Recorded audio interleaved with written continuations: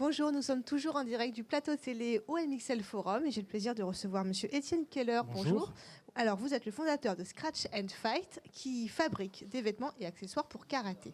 Voilà, j'ai donc créé ma société fin 2013.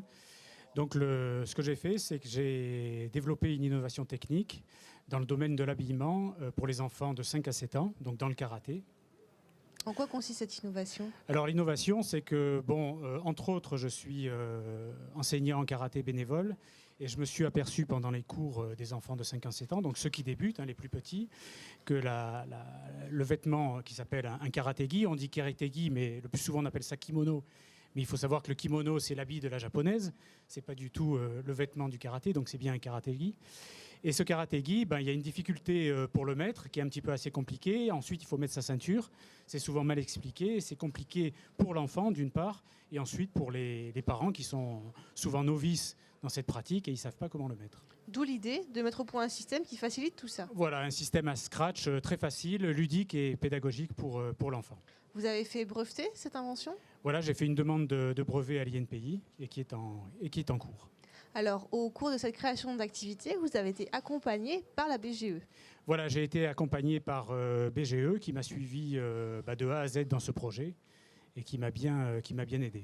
Concrètement, de quelle manière ils vous ont aidé? C'était du conseil, c'était du financement? Comment ça s'est passé? Ça a été de tout. En fait, je suis arrivé, j'avais déjà une idée qui avait déjà bien mûri dans ma tête. Je leur ai exposé l'idée et ils m'ont surtout aidé pour le business plan.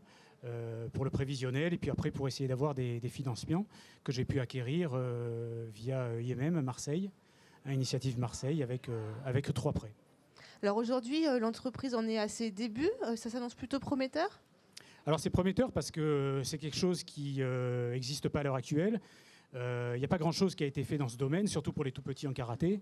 Donc voilà, moi j'ai voulu miser sur quelque chose de facile, simple et sécurisant pour l'enfant. Donc vous êtes le seul en fait à commercialiser ce type de produit? Je suis le seul pour l'instant dans le monde, oui. Alors pour terminer, est-ce que vous auriez un conseil à donner à des personnes qui ont une idée, pourquoi pas, qui souhaitent se lancer? Comme au karaté, ne rien lâcher et essayer toujours d'aller au bout de ses rêves, de ses envies, jamais décrocher et se battre parce que le parcours est quand même long. Mais si on y croit vraiment, on peut vraiment y arriver. Merci beaucoup. Je vous en prie, merci à vous.